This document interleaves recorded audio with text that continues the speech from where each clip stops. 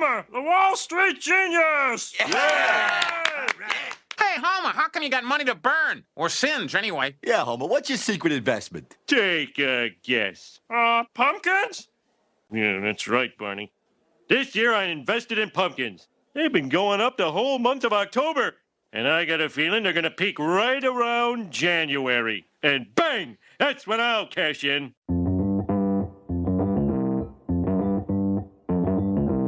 Live from Joe's mom's basement, it's the Stacking Benjamin Show.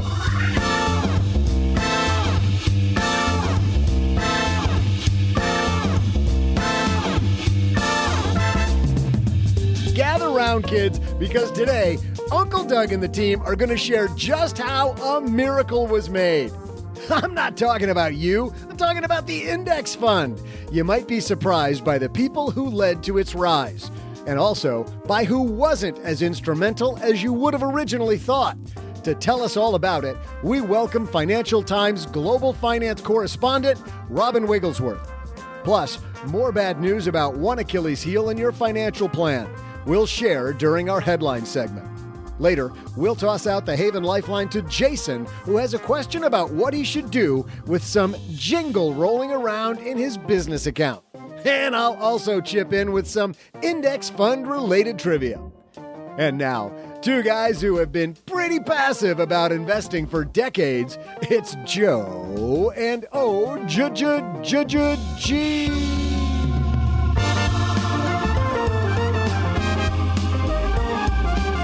Investing, is that a thing? Is that a fad? Is that like crypto? Don't know that we need any of that. I don't know. My crypto is like investing lately. Just goes up and up and up. That's all it does, isn't it? Yeah. Hey, everybody. Welcome to Short-Term Results Equal Cha-Ching podcast. That's not very good. I'm Joe Salcia, Average Joe Money on Twitter. And we've got we don't got a good show. We've got a great show because Financial Times journalist, as Doug just mentioned, Robin Wigglesworth, coming here, and he's going to lay it all down. If you think you know how the exchange-traded fund and the index fund came to be, I will tell you, OG, you're probably mistaken. Can't wait to hear. It's a great history lesson for us all. Of course, if you don't even know how these products work, it's going to be pretty exciting for you too. We've got some fantastic headlines. What a Wednesday. We're just lighting up people's week. Just packing it in. I know. People went from walking with their device to all of a sudden skipping down the road, I'm sure, with a big smile on their face. Headlines, Robin Wigglesworth, the exchange traded fund, the index fund, Haven Lifeline. Let's get this party started. Oh, but first yes, of course. This episode is brought to you by Indeed. Stop waiting around for the perfect candidate. Instead, use Indeed sponsored jobs to find the right people with the right skills fast. It's a simple way to make sure your listing is the first candidates see. According to Indeed data, sponsored jobs have 4 times more applicants than non-sponsored jobs. So go build your dream team today with Indeed. Get a $75 sponsored job credit at Indeed.com/podcast. Terms and conditions apply. K-pop Demon Hunters Haja Boys Breakfast Meal and Huntrix Meal have just dropped at McDonald's. They're calling this a battle for the fans. What do you say to that, Rumi? It's not a battle. So glad the Saja Boys could take breakfast and give our meal the rest of the day. It is an honor to share. No, it's our honor. It is our larger honor. No, really. Stop. You can really feel the respect in this battle. Pick a meal to pick a side. Ba-da-ba-ba-ba. At participating McDonald's while supplies last. Well, running a small business, as you may know, like I do, it is super fun, but it can also be very tough. And when it's time to get a loan, it can feel impossible to find the lender that you actually trust. Big banks say no. The internet, well, that's full of sketchy offers with sky-high rates and fine print you can barely read. Whether you need help covering payroll, managing cash flow, or investing in growth, you deserve better. And that's why I recommend the small business marketplace Fundera, which is powered by NerdWallet. It's a free, easy-to-use platform. It lets you compare real financing offers from trusted lenders, and it's all in one place. And what I like is that you don't need perfect credit to get started. There's no spam. There's no bait and switch. Just personalized options that fit your business needs.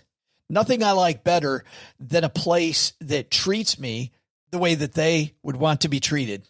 Using Fundera is a super way to quickly compare options and make your best funding move the way any great business owner would. Here's the best part, though. For a limited time, when you visit nerdwallet.com/SB and fill out the no obligation form, you're going to get VIP treatment and talk with a real person who knows all the ins and outs of small business lending. And you can tell them specifically what you're looking for. They can tell you specifically which options you should probably consider most. Don't risk your business on unreliable lenders. Go to nerdwallet.com/SB to learn more and find the funding you deserve. Fundera Inc. NMLS ID number 1240038. Okay, now we can get the party started. You ready? I'm ready. Let's do it. You're ready. I'm ready. Press the button. Hello, darlings. And now it's time for your favorite part of the show, our Stacking Benjamin's headlines. Our headline today comes to us from Investment News, and this is written by Mary Beth Franklin, who we have talked to Mary Beth Franklin about coming on the show, I think about 16 times. And for some reason, we're like ships passing in the night. But Mary Beth knows what she's writing. And in fact, this is ugly. She begins this piece by saying, I've been writing about long-term care issues for about 40 years, and I don't think I've ever written a positive news story on the topic. Yeah, it's a tough 40 years. Tough dealio. She says this one is no exception. It's frustrating because the possibility of needing care later in life is a real concern for retirees, their families, and their financial advisors, particularly as traditional protections such as standalone long-term care insurance becomes a dwindling option for all but the healthiest and wealthiest of clients. I haven't thought about it that way. Healthiest and wealthiest. I think that's true. Long-term care insurance, just so difficult to put that in a financial plan now. It's very expensive. Many retirees worry whether they can get the care they may need one day without exhausting their financial resources and their family caregivers. Fear dependency makes some retirees reluctant to spend down their 401k balances, depriving them of a more comfortable retirement. People hanging on to money, OG, because they're worried about the long-term care stay. Well, and that's the trade-off, right? The trade-off is, do I transfer some of this risk by paying a premium that I don't get much back for, if anything? And in order to get something back for, I have to actually hope for a long-term care stay. Although maybe that's not the worst thing. Maybe we have to think of it the other way. Maybe we have to think of assisted care as a good thing. You know, we think about it like the rundown nursing home, you know, like in Billy Madison or Happy Gilmore, you know, where the senior citizens are being abused and all that. And you hear about those stories. You know, I was thinking about my grandparents. They lived in a great place, and that's what they needed at that time. They needed to have somebody who could say, hey, it's time for dinner. You know, that grandma didn't have to cook anymore. That was the next step in their life. So maybe if we think of it from the perspective of it's the evolution, a transition, and it's a good thing, maybe we'll think of it differently. It's funny you say that the way people view this coverage and this late in life care is different than the way that it really looks. In fact, this is a health insurance newsletter from insurancenewsnet.com. Many individuals mistakenly believe that most long-term care insurance claims are for in-skilled nursing facilities. Jesse Sloan, director of long-term care insurance organization.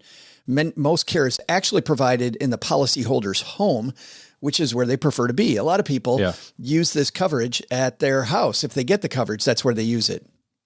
Well, again, that's like an evolution, right? You start out in your home, and that's where you would prefer to have care if possible. And that care starts out by being some infrequent visit. Like it's somebody who shows up twice a week to just make sure everything's okay, right? It's not always necessarily the hospice care when you think about like long-term care and you think like, well, you know, that's not fun. But like when you're 87, it might be a good idea to have somebody stop by and make sure you're doing okay and taking your pills and, you know, dropping off groceries and that sort of stuff. Dropping off the six-pack, the Schlitz. I'm not going to slim it on Schlitz when I'm 87, brother. That's the real way you're spending down the kid's inheritance, isn't it? Yeah. Yeah. Finally get to crack those 2011, 2012 bottles of Cabernet that have been sitting in the wine fridge. Couple statistics we've had for a long time. One is that almost 1/3 of home care claimants recover. A lot of people think that once you start this process, you're not recovering. Okay. But 1/3 of the people that actually want their money, it's because they want it paid for, but they want to use it, of course, for other stuff afterwards. That was a much bigger number than I thought. And then a second number that I didn't know anything about. This is from the Center for Retirement Research at Boston College. About 20% of retirees will escape the need for long-term care services. This is why this is so expensive, OG. 1 in 5 people won't need it. Oh, you mean 1 in 5 won't need it, not 1 in 5 will use it and then stop using it. No. 1 in 5 people are not going to need. No wonder it's so expensive. 4 in 5 of us are going to need it. I was like, that's a funny way of saying 4 in 5 people do. And it says that 25% of people are likely to experience the type of severe need that most people dread, right? That extended stay. Well, yeah. And when you think about insurance, it's all based on probability. It's probability and magnitude. It's the likelihood of it happening. And this is both. And the cost if it does. So you've got a high cost of it happening, or high likelihood of it happening, and a high cost of it occurrence if it does happen. So that's going to turn into a pretty decent premium. Does she talk at all about some of the other stuff that's coming up, like in terms of the linked benefit stuff, where it's kind of combined with life insurance and kind of the next evolution of this product? No, she doesn't get into that specifically, but she does say that few are prepared to cover these costs. Only 11% of adults over 65 have long-term care insurance. Medicare covers only post-hospital nursing home care for up to 100 days and generally doesn't cover home care. Medicaid does cover nursing homes, and some states offer home care coverage through their Medicaid programs, but Medicaid requires that people exhaust their assets to qualify for benefits. So she doesn't talk about directly confronting this, which is my next question to you. What do you do here? We got a big Achilles heel in our financial plan. Well, you can't just bury your head. So the do nothing plan doesn't necessarily work out very well. But I think you have to start exploring it. You know, we're seeing some states. I totally disagree with this, by the way, but state of Washington just launched a program this year, and I think you're past the deadline now. I thought it was October 1st, but now you are required to pay a tax, and that tax is for your long-term care. And it's a terrible program, and it doesn't provide hardly any benefits. It's like $35,000 or something, and the tax is like 0.6%, I think, somewhere in that range of your income. So states are starting to get involved in this, right? They're starting to go, we have to start trying to solve this problem on our own because people aren't doing it for themselves. I think that somewhere in your 50s and 60s, late 50s is probably the time that you have to start considering it. If you have good money and good savings, there's an opportunity to prepay all of this ahead of time, like while you're in your earning years. So you don't have to worry about having a high premium payment while you're throughout retirement. But, you know, when you're talking about long-term care premiums, that could be $3,000 or $4,000 a year a person. You know, that's taking away money from your savings. So back to what she said here in this piece, it's kind of sort of for people who are already wealthy. So like, where do you draw the line?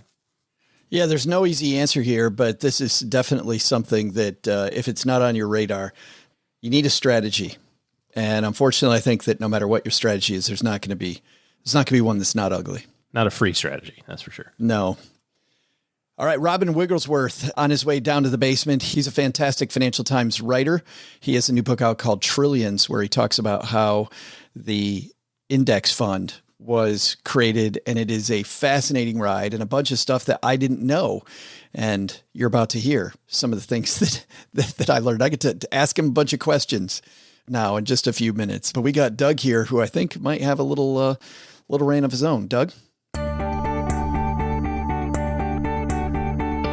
Hey, Stackers. I am noted passivity expert and fantasy football loser, Joe's mom's neighbor Doug, and with a big celebrity like Robin Wigglesworth coming to visit, it's really got me thinking that I need to be a better investor myself. My investments in IBM, Kmart, and JCPenney aren't exactly panning out the way I'd hoped, so I think it's time to just invest in the market. I mean, like the whole market. Speaking of investing in the whole market, what was Vanguard's first fund, which is still a fund you can invest in today? I'll be back with your answer faster than you can set it and forget it with your investments.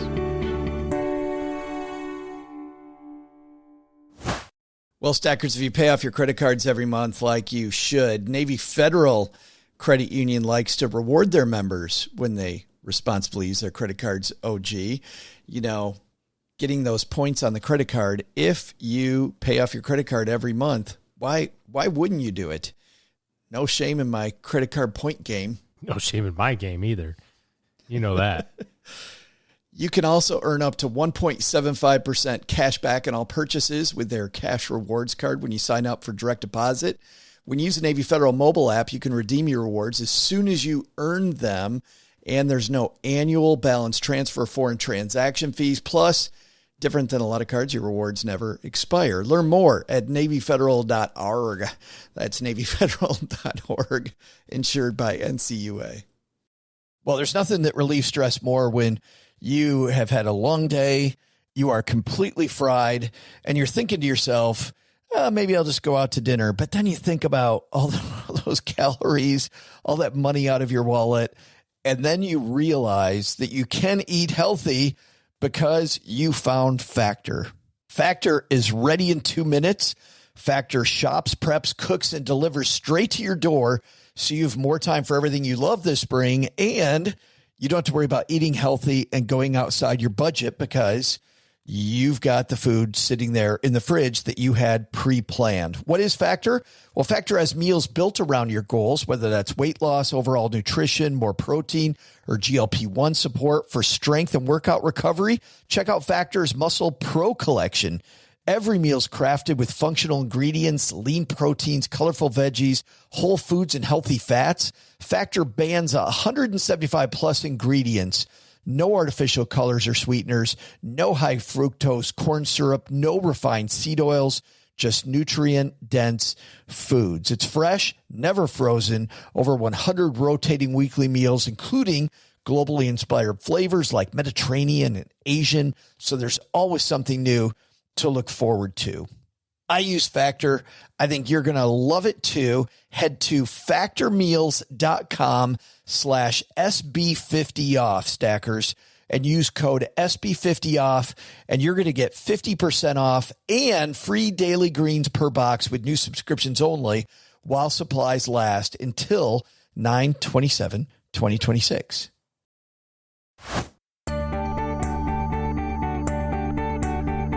Hey, Stackers, I'm Joe's mom's neighbor, Doug, and as they say, if you can't beat them, join them, right? Am I right? So in an effort to be a better investor, I'm going to stop actively trading and just invest in the market. Here's the issue, though. I got my Robinhood app open, and I'm trying to buy the whole market, but there's there's no select all button. I don't want to click on every single one of these things. It's going to take me hours. I know what the guys say about Robinhood, but I mean, how bad can it be? Let's see. No, Robinhood. I don't need these hot, out-of-the-money call options. No, I don't need the crypto wallet to buy more Dogecoin. Jeez. For an app that's named after a guy who steals from the rich to give to the poor, they got some things to work out. I'll work on that. But here's your trivia answer. The question was, what was Vanguard's first fund? Well, the Vanguard Wellington Fund, then called Industrial and Power Securities Company, opened for business months before the stock market crash in 1929. The fund endures and is today the nation's oldest balanced fund. You'll hear later that the fund was created well before the creation of Vanguard, and this fund has averaged an 8.38% average annual return since its inception. So now with that story and more, let's get this over to Joe and Robin to learn more about passive investing. And coming down the stairs to the basement, my friend Robin Wigglesworth is here. How are you?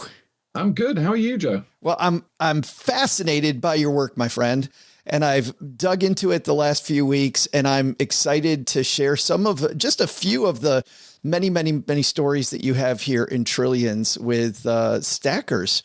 But can we talk about you personally for a second? How did you get interested in this topic at all? What made you decide to go deep on the index fund? Well, it started off with, over a decade and a half ago, I was actually a Middle East correspondent at the FT. And at the time, the Gulf countries were desperately trying to develop their financial markets and were trying to launch this weird thing called ETFs. And this was 2009. And thought ETFs, that sounds a little bit like CDO and things like that, right? The financial crisis just happened.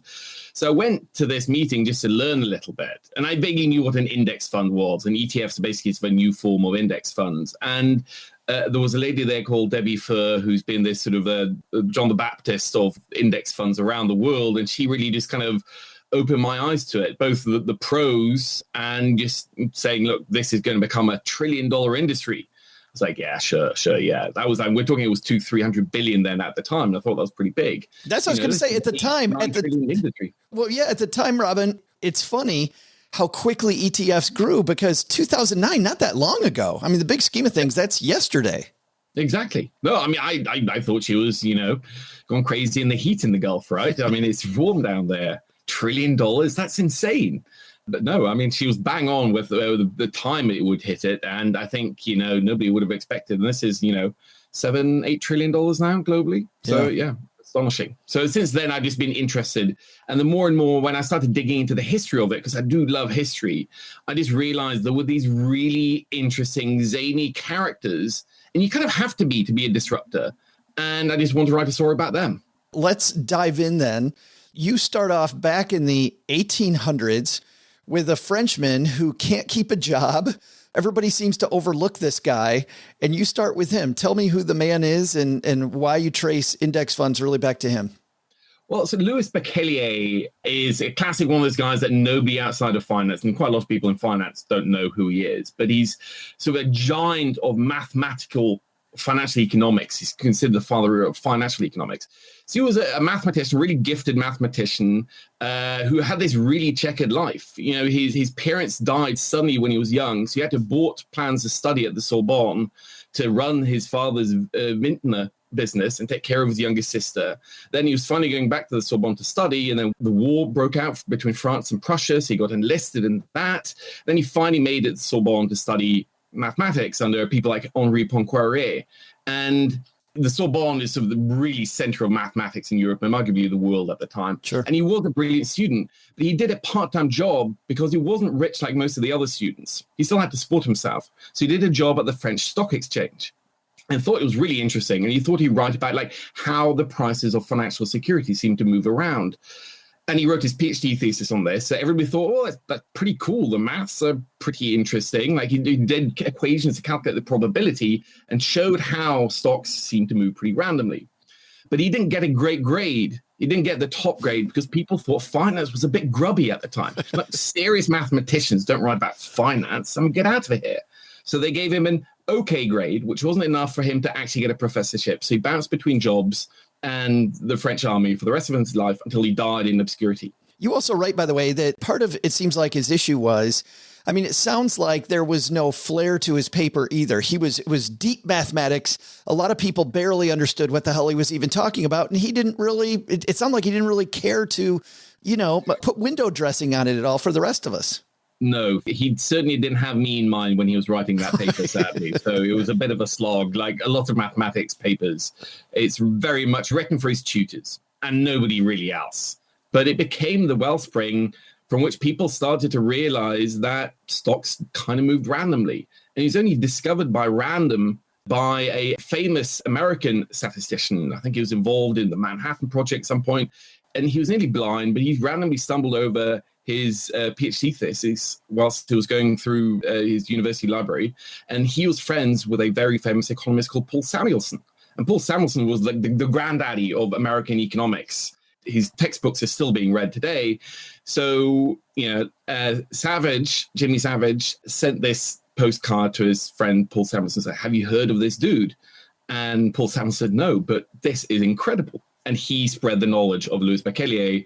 And afterwards, that is the genesis of what is known as the random walk of stock market prices. So Becquelier talks about that, but then we have to start tracking things. And really, you trace a lot of tracking, I believe, to Alfred Cowles III. Yeah. So, I always think of this as two streams. One was the realization that most professional investment managers do a mediocre to bad job, and then a theory for why that is. So Louis Becquelier is sort of the granddaddy of the efficient market hypothesis that Gene Farmer built on, that he took the random walk and built into fully fledged theory of financial markets and markets in general. Alfred Cowles was one of the first people in the world, as far as I can see, that actually quantitatively studied how well professionals did at investing. So you got the annual reports of various fire insurance companies and stock picking letters whilst he was tuberculosis ridden. So he was the heir of the big Chicago fortune, but he got tuberculosis, had to recuperate, and started doing this almost for fun. He loved measuring stuff. He loved measuring weather, the length of sharks, brown eyes, blue eyes, everything. And he just happened to be obsessed with stock market prices. So he did the first study that showed that actually professionals do a pretty bad job. Yeah. And it was funny, even during that time that he's measuring and writing, and he's finding out that pros do a bad job. People are railing on fees then, Robin, you point out at that point. One great book that you mentioned in 1940 was called something like, written by a former stockbroker, was called something like, Where are the customers' yachts? Like all the stockbrokers got yachts. What customers have yachts? Well, there's a reason why that book is still a classic, right? I mean, I have it here in my library. Yeah. I mean, it's still, first of all, it's very funnily written as well. And that phrase, where the customers' yachts, is still, incredibly relevant. But yeah, so that was after the Great Depression when Cowles also did his study. So, in the roaring 20s, who cared like whether your fund manager did as well as the market? Because first, you were making so much money anyway, you didn't care. And second, people didn't know what the overall market was really doing.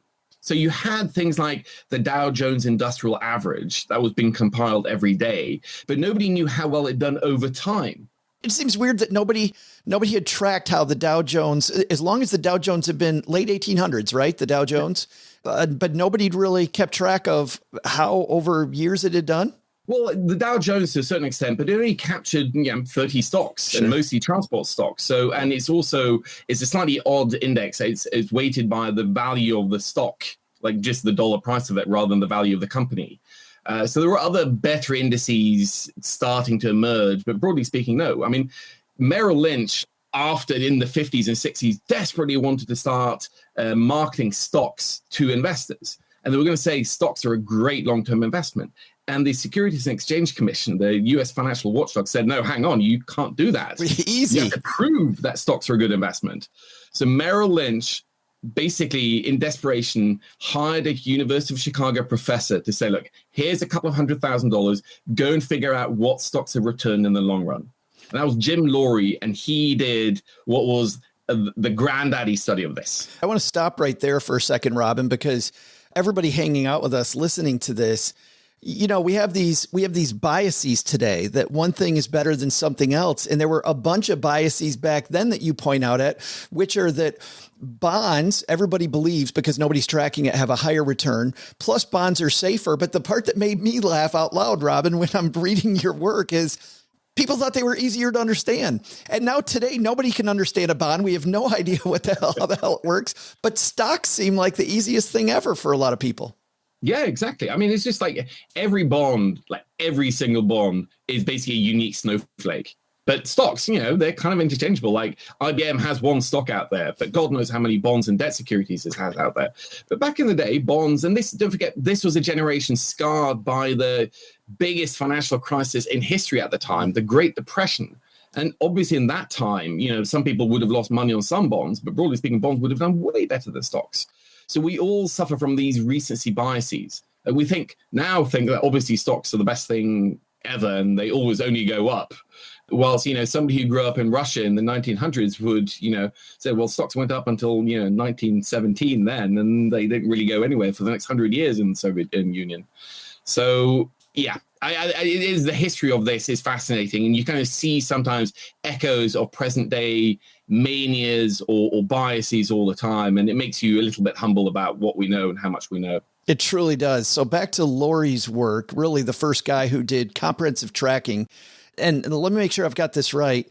Really, it was Merrill Lynch going to the University of Chicago with a bunch of money saying, we want somebody to prove that stocks are a good investment.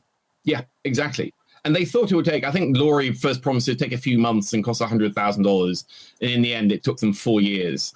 The problem is, like, when we say stock, actually, like back in the day, there was no agreement of what was a stock. Lots of stuff that was called a stock was actually a bond. or common equity versus some preferred equity was actually not preferred at all. So they had to sort out all this manual data from decades, almost a century worth of newspaper clippings sometimes. Like nobody collected this comprehensively. So in the end, this magnetic spool that they compile the data on stretch out for miles.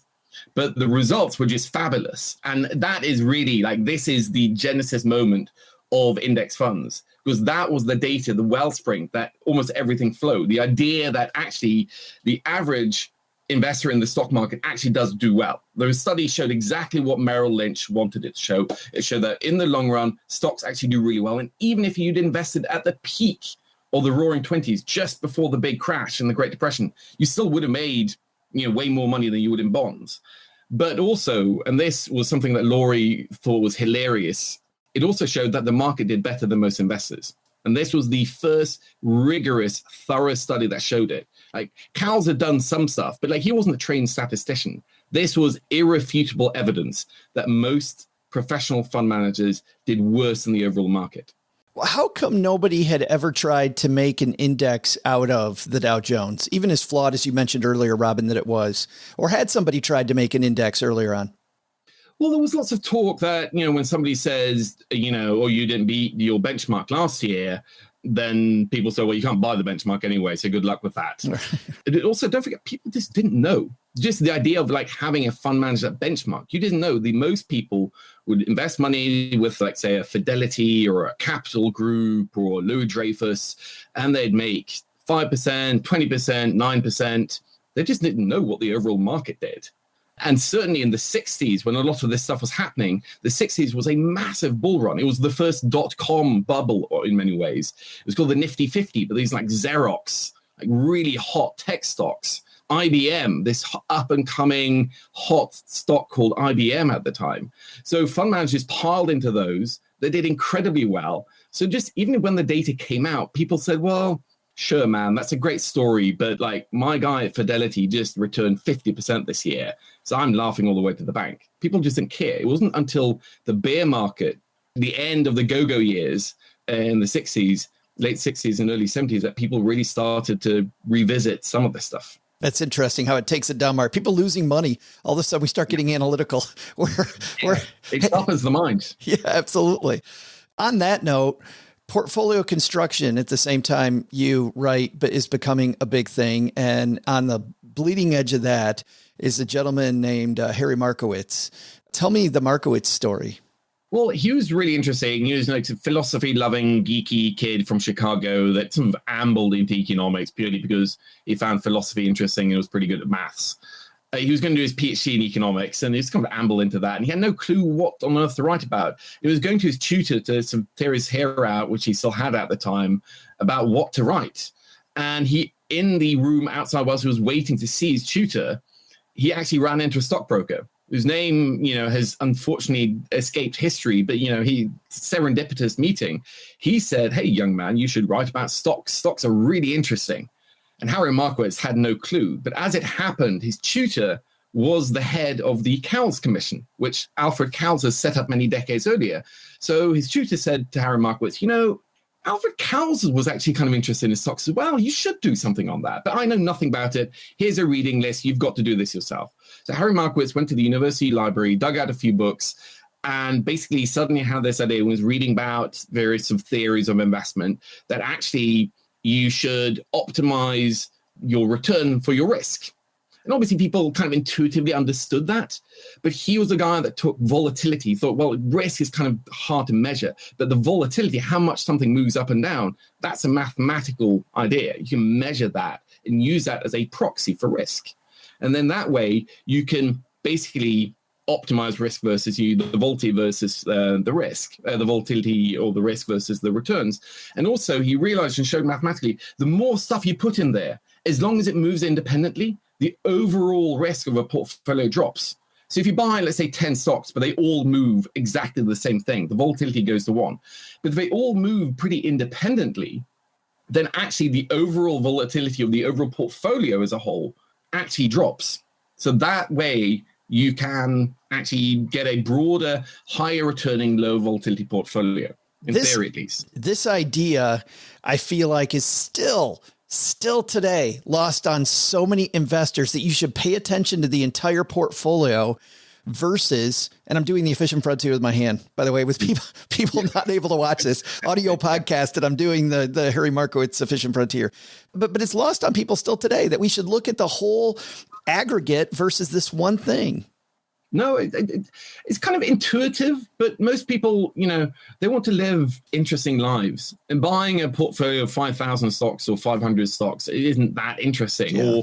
Or, mixing bonds with equities or real estate and so on. So we don't think in that way, even though we intuitively understand that putting all your eggs in one basket is risky. And Markowitz, don't forget, even at the time, the math was pretty kind of recondite. The computers that could actually do the calculations he was describing almost didn't exist. The only people that had those computers were the US government. They used it to model nuclear weapons.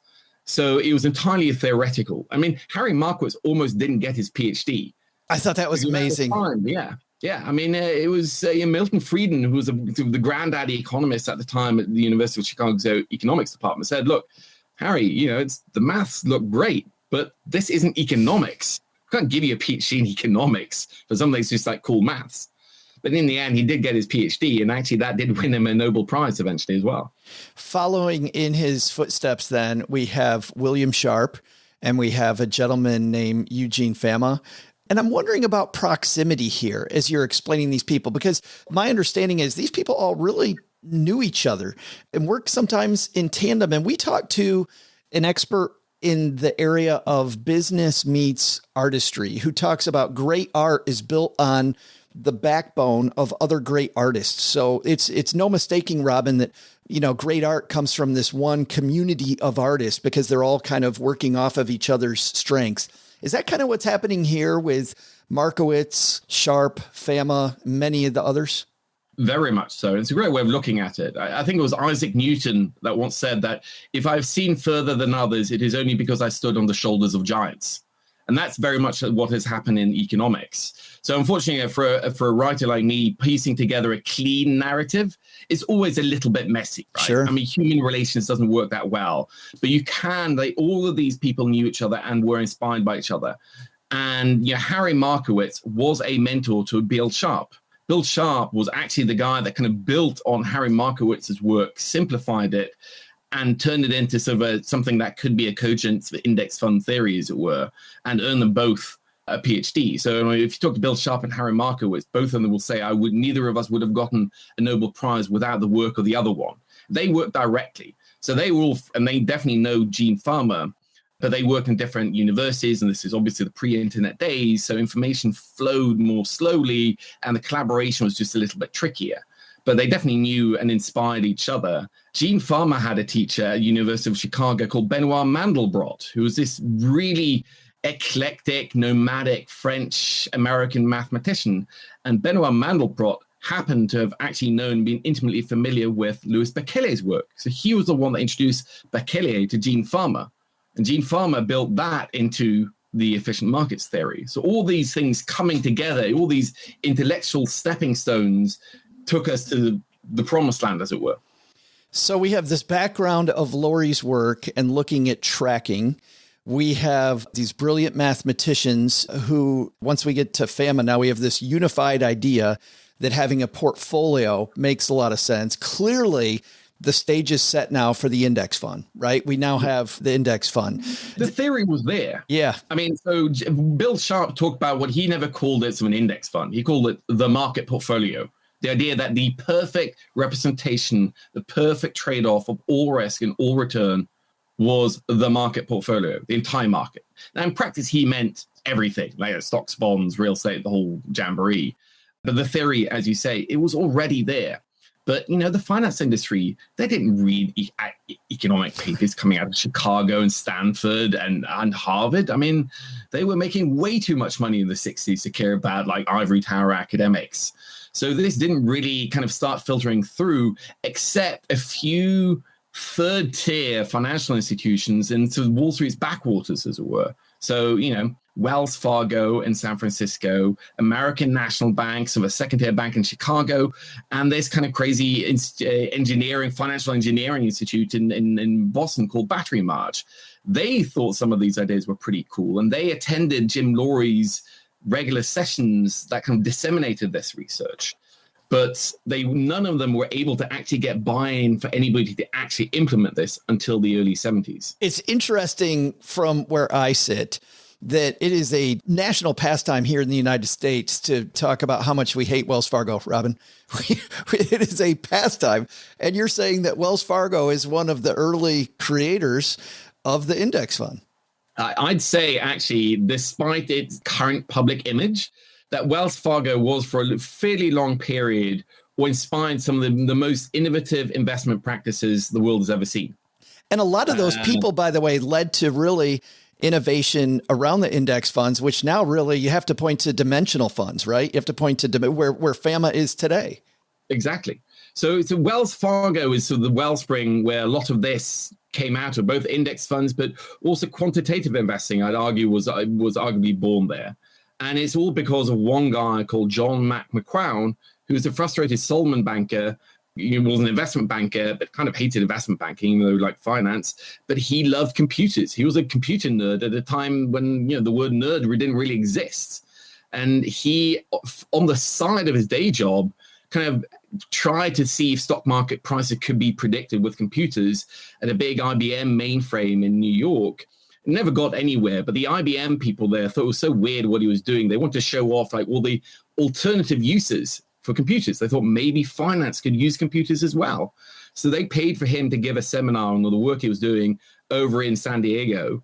And in the audience happened to be the chief executive and chairman of Wells Fargo. And he hired Mac basically on the spot. Said, look, we must be able to do better. We must be able to do some stuff with computers that we can't do today. So here is a massive, essentially unlimited budget. Go out, hire people, do cool shit, and come back with what you find.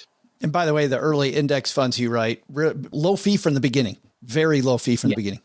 I mean, high fee compared to today's index fund, but yes, sure. They knew that this was never going to be sold as anything other than a cheap, low-cost product, even though, statistically, index funds still beat the most average active managers. Okay, if I've done my job well here, Robin, I've got over half of my audience now yelling at their device because there is a name that we have not mentioned in this entire thing. There's a name we have not mentioned, and I want to take you back to 1960. There is a paper that's written by a gentleman calling himself, I'm looking for the name, Armstrong was his last name. Tell me about this paper. Well, so a few months earlier, a California economics professor called Renshaw, had written a paper saying, look, there's so many mutual funds there, it's hard to choose. Maybe somebody should come up with something like the market portfolio, just basically that buys the entire stock market. Basically, the first index fund. This is the first articulation of an index fund, even though it didn't really take it all the way. And this pseudonymous John B. Armstrong just thought that was ridiculous. How dare some ivory tower economists suggest an index fund? Because obviously, as the data he had showed, most active managers beat the market. Now, obviously, the twist is that John B. Armstrong was a pen name for Jack Bogle. He was a senior guy at Wellington then. He was an ardent believer in active management. He was a hotshot of the asset management industry, and he could see this would be a massive threat.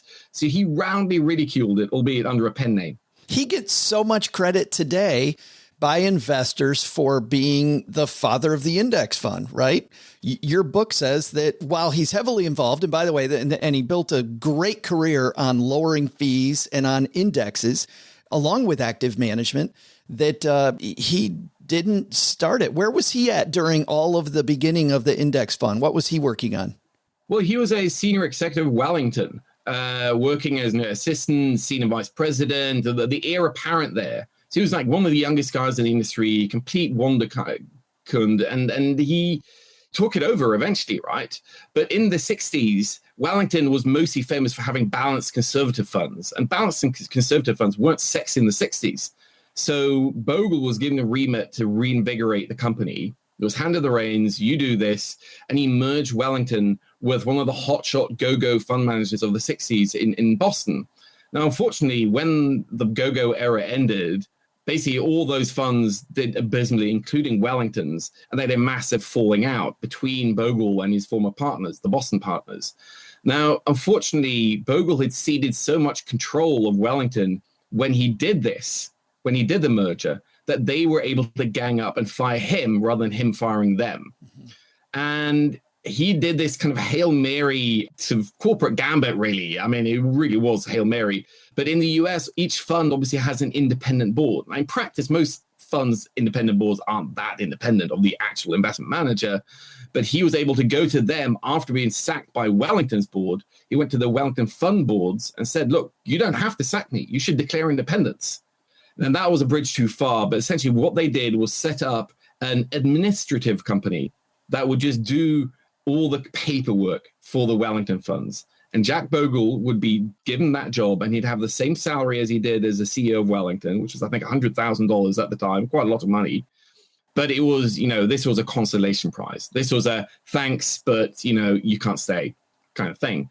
But he turned that administrative outfit into Vanguard, this 8 trillion assets under management company now. You're right that he truly was a force of nature. Like it was difficult to be in the room with him. You said he wouldn't back down from an argument. He was very, very charismatic. Hugely. I mean, I definitely think that he should get an enormous amount of the credit for the growth of indexing and just generally to fee pressures across the board. But how did he change?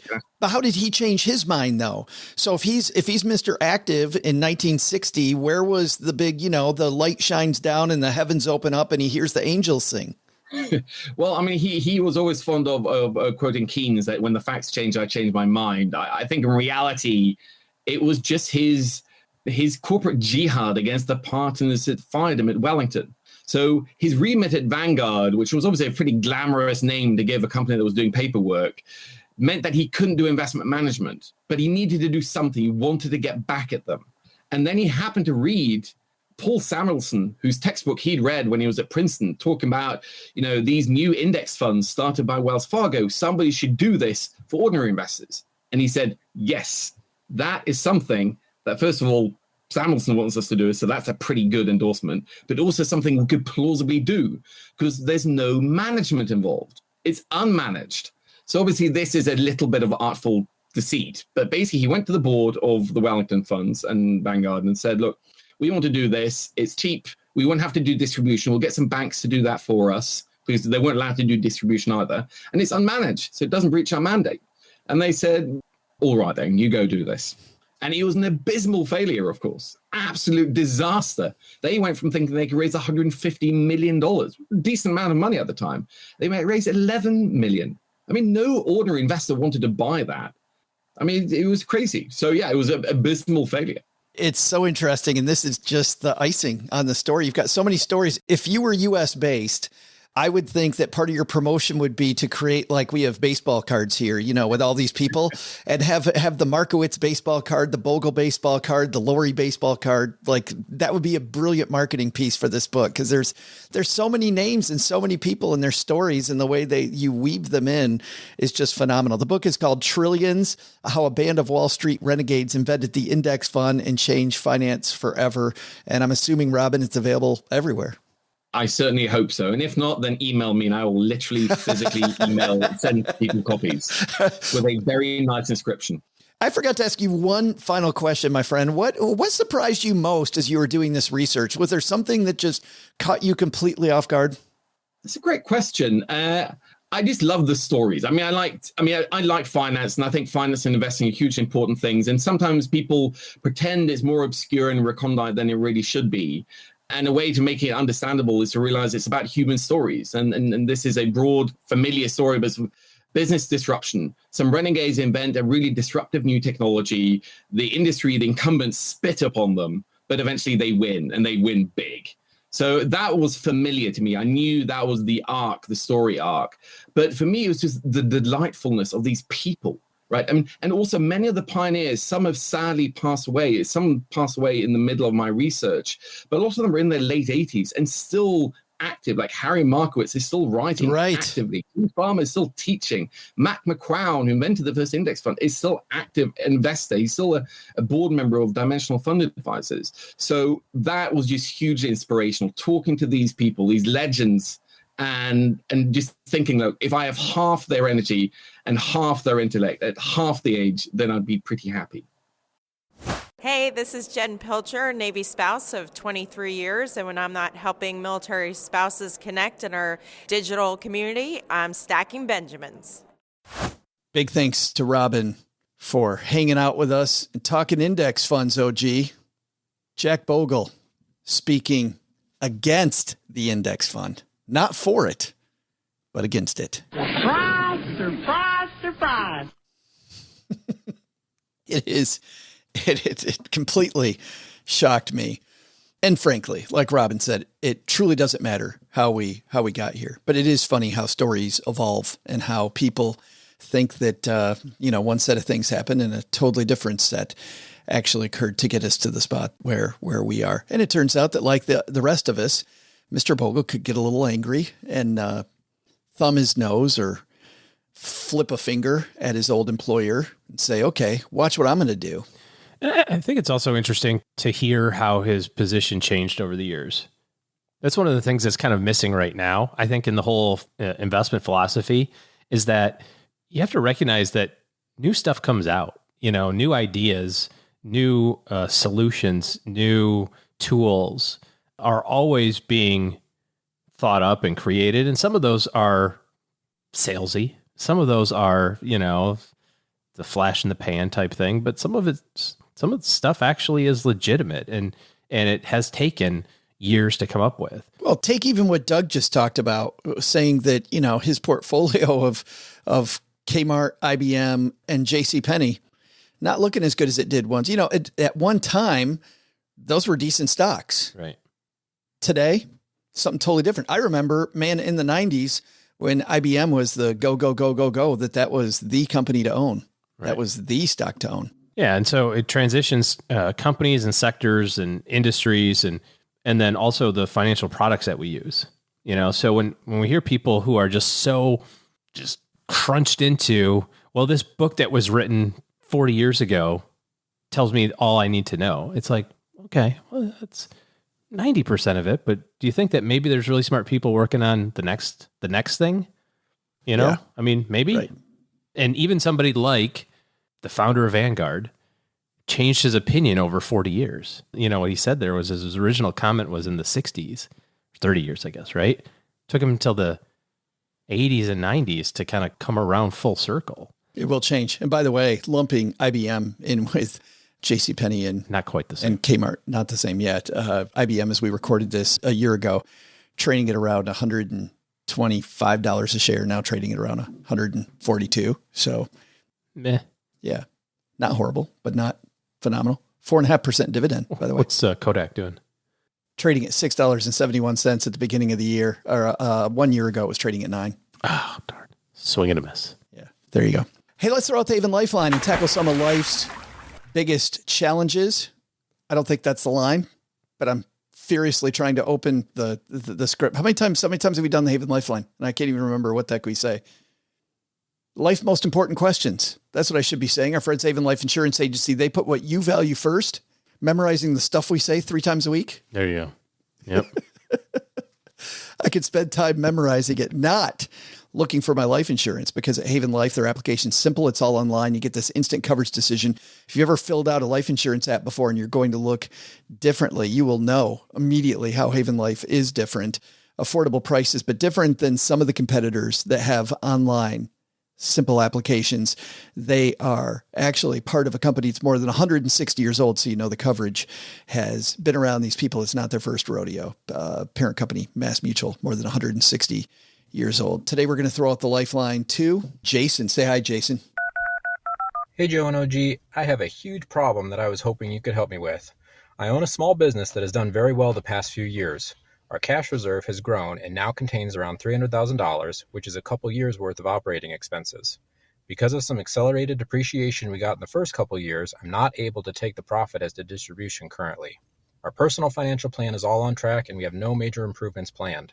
So here's my question. What do we do with the reserves that are above and beyond our emergency fund?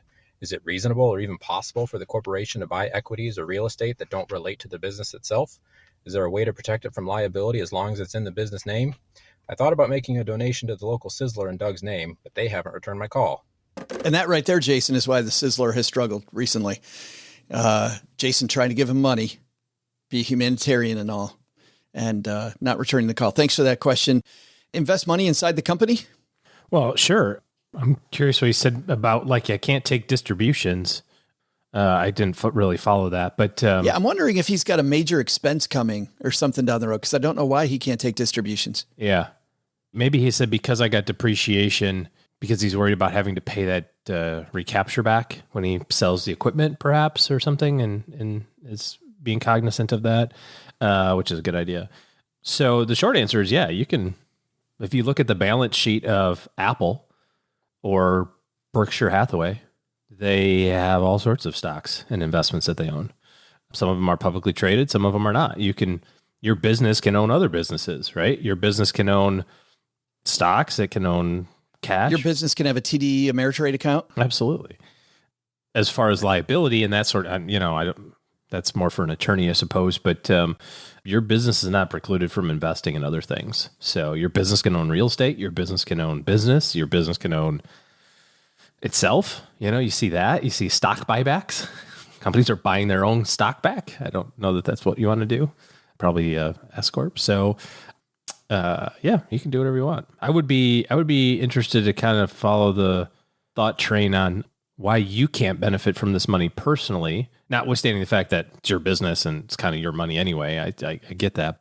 But if you have profits left over in the company and you don't take those as distributions, then that profit is going to be taxed, right? So you're taxed on your profit. The good news is that it's only taxed once. So if you leave it and you don't take it as a distribution, then that money becomes, capital that you can withdraw without paying taxes on later. But there's so many opportunities from a retirement standpoint, right? You could create a retirement plan for your company, for your employees. You could have a large profit sharing distribution to the owners and major shareholders and some employees as well. So if you're looking at ways to get rid of the money from a tax standpoint, there's lots of places to put it. If you're looking at it because you say, well, I need to keep the money there because I've got a big expense, or I'm worried about the tax bill in the future or something like that, and I just feel like I need to keep this money in the account, but I don't want it to be in cash, then you can invest in anything you want to invest in it. Do you think that with a business where you don't want it in cash, but you might need this 3, 5, 7 years down the road, is this for you the case for bonds? Because of the fact that you can beat cash, but you maybe want the money in a place with a less standard deviation, so that if you do have a big project that's more likely to happen inside the company than outside the company, then you rip it out of the bonds. Yeah. I mean, anything under 5 years, for sure, cash or fixed income is a place for that. Your favorite Vanguard Ginnie Mae fund. Yeah.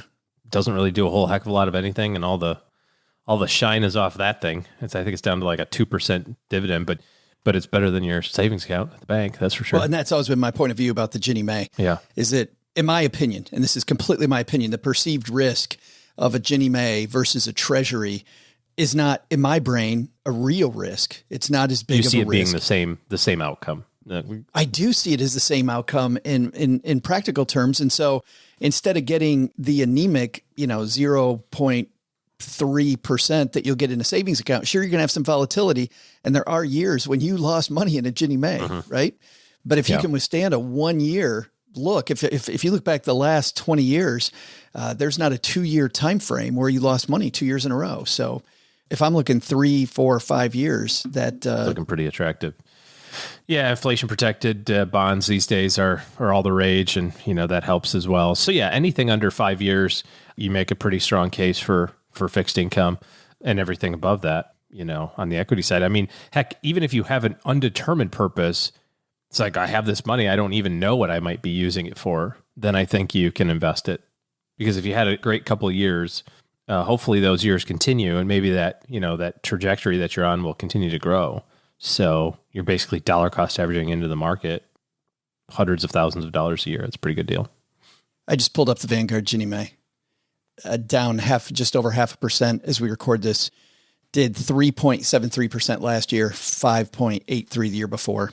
Lost money in 2013, lost 2.25%. So when we say attractive, like you said earlier, not setting the world on fire, but not in cash. Yeah. Good problem to have, man. Congrats on the business success. It is. That is great. Could you help us turn around a podcast? I was going to say, well, now what's this business about having money in the bank? How does that operate? Head to stackingbenjamins.com/voicemail. And OG and I are happy to tell you what to do with your cash. Very happy. We had all kinds of stuff we held back on too. Yeah, you could make a donation to the SB Podcast Foundation. Yes, absolutely.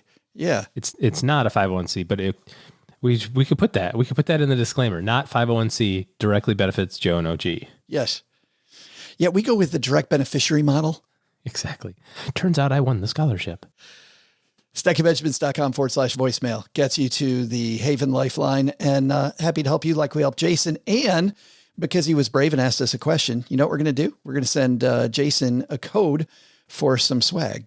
Mom's friend Gertrude sending that out, I'm sure, as we speak.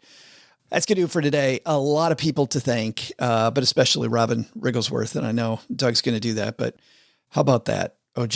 A bunch of stuff. We've been doing this for a decade, and that's a story we've never heard. Half the fun of doing this podcast. Learning new things. Yeah, discovering stories like that.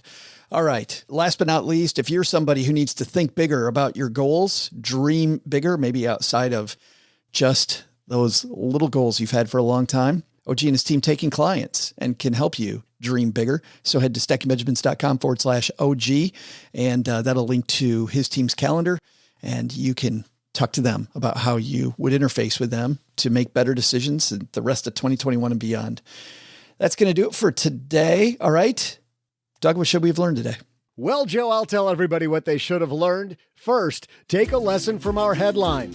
Long-term care, it's never too early to begin putting your plan in place.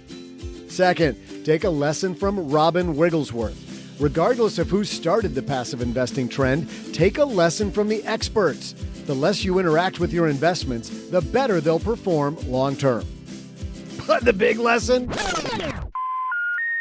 Why don't these trading apps have a way to call them? It's almost as if Robinhood doesn't want to talk to you. It's so weird. Please leave your message after the tone. To learn more about our guests and for more resources, you can head to our show notes page at stackingbenjamins.com. To learn more about the rise of passive investing, check out Robin Wigglesworth's new book, Trillions: How a Band of Wall Street Renegades Invented the Index Fund and Changed Finance Forever. This show is the property of SB Podcasts, LLC, copyright 2021, and is created by Joe Saul-Sehy. Our producer is Karen Rapine. The show is written by Taylor Stevens with help from Joe and Doc G from the Earn and Invest podcast. After you listen, check out our show notes page written by our website manager and blog editor, Brooke Miller. Brooke and Joe also collaborate on a guide to the show and with lots of extras we couldn't include on today's podcast. Heck, they'll also throw in some life money lessons from Joe, and it's all free. It's called The Stacker, and you'll find it at stackingbenjamins.com/stacker. Once we get all of this goodness bottled up, it goes over to our engineer, the amazing Steve Stewart, who helps the rest of our team sound nearly as good as I do right now. Want to talk about the show later? Mom's friend Gertrude is the room mother in our Facebook group, The Basement. She also is our social media coordinator, so say hello when you see us posting online. Here's a weird fact. She and Tina Eichenberg are never in the same room at the same time.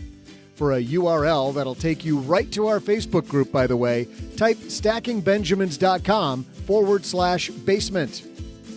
I'm Joe's mom's neighbor, Doug, reminding you that the Chipotle truck doesn't carry burritos. Lesson learned.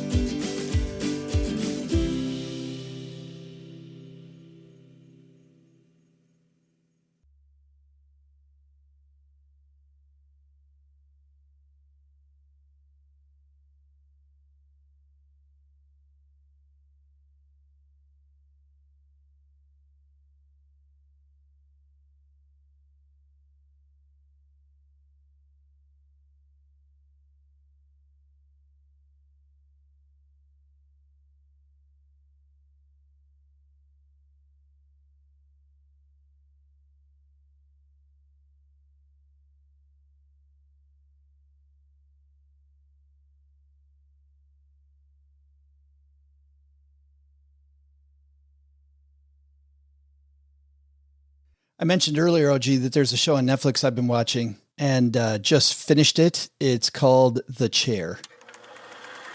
We're concerned about what's going on in the department. This is already all over social media. This department's hanging on by a thread. Bill's incident is spinning out of control. Oh, there she is. Our first lady chair. Woman, I'm not going to sugarcoat this. We're in dire crisis. I wouldn't be surprised if the president asked for Bill's resignation. Can he stay for dinner? No. No wonder nobody wanted to marry you. Are you two involved? My defending Professor Dobson has nothing to do with my feelings for him, which are entirely platonic and professional. Everybody knows she's in love with him. You wearing makeup? What? No. It's pretty. Don't you ever think about it? When I see something, I wish I had shut up. Yeah! Professor Dobson? I just like him. He's smart and hot. Don't take your jacket off. I don't know how to say this, so I'm just going to say it. Get together. I like when you act like you're my boss. I am your boss. This has become a serious reputational matter. Oh, God. Sorry, I thought you were naked. You should be running this place. Instead, you're running around playing nice. I feel like someone handed me a ticking time bomb because they wanted to make sure a woman was holding him when it explodes. Nobody wants to come out and support you when you're a scandalous figure. Your boy's toast. Tell me what to do. You're going to apologize. I'm so sorry. Oh my God, not to me, dumbass. What a wild web this series was. It was a short series too. I think it was only 6 episodes. The Chair stars a bunch of people that you've seen before.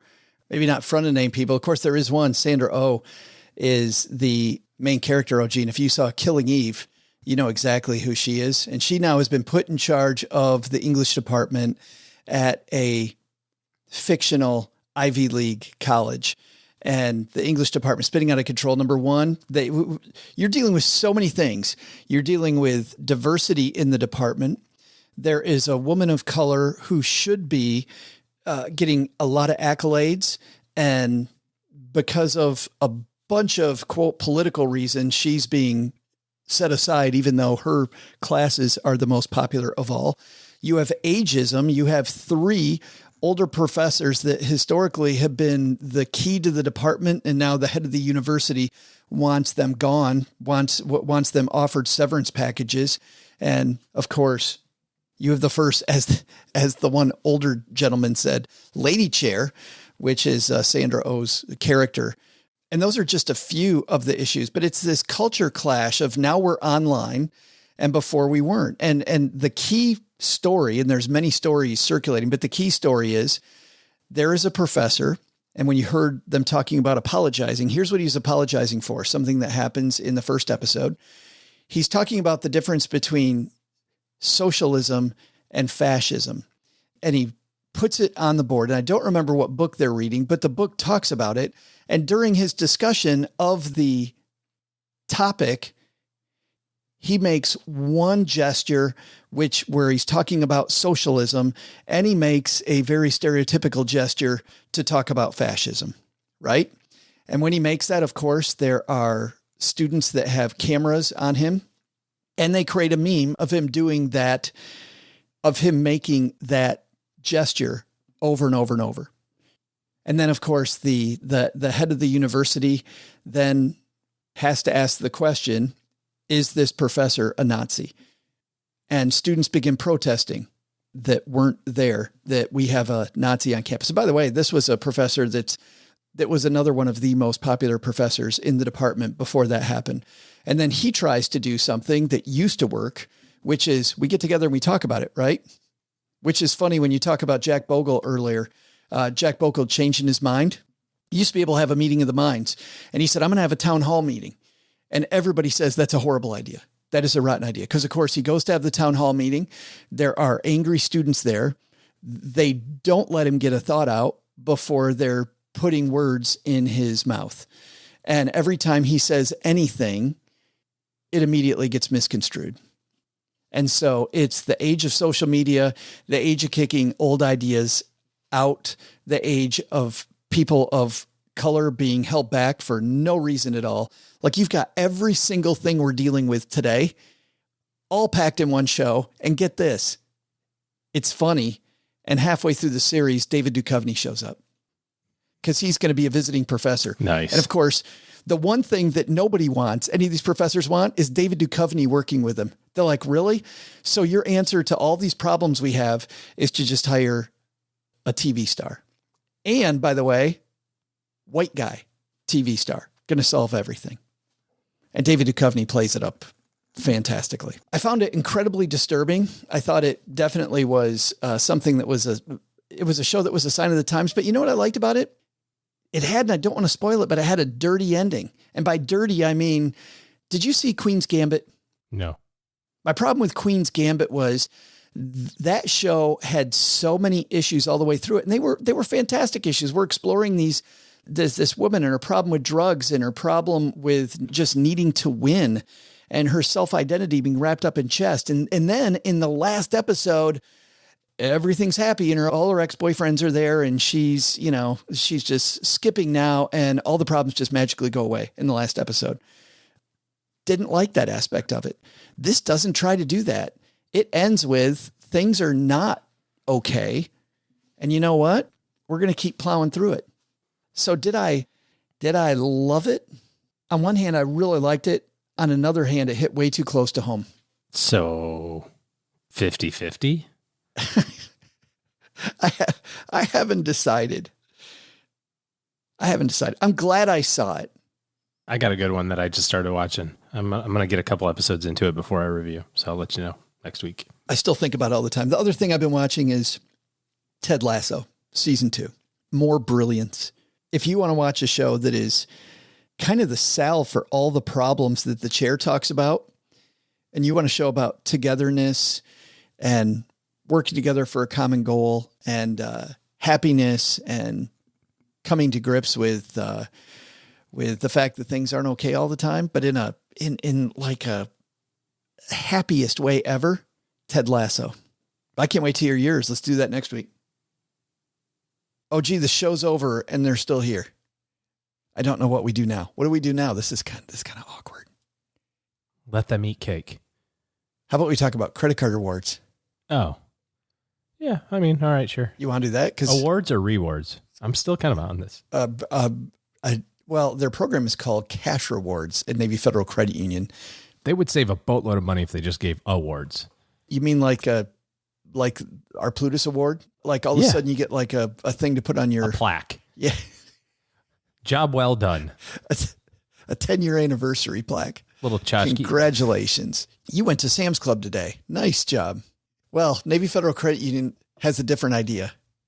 Maybe you need to be on the committee because they reward their members for using their credit cards responsibly. You can now earn up to 1.75% cash back on all purchases with a Cash Rewards card when you sign up for direct deposit. When you use the Navy Federal mobile app, you can redeem your rewards as soon as you earn them. No annual balance transfer or foreign transaction fees, plus rewards never expire. Learn more at, guess where you learn more at? NavyFederal.org. .org. NavyFederal.org, insured by NCUA.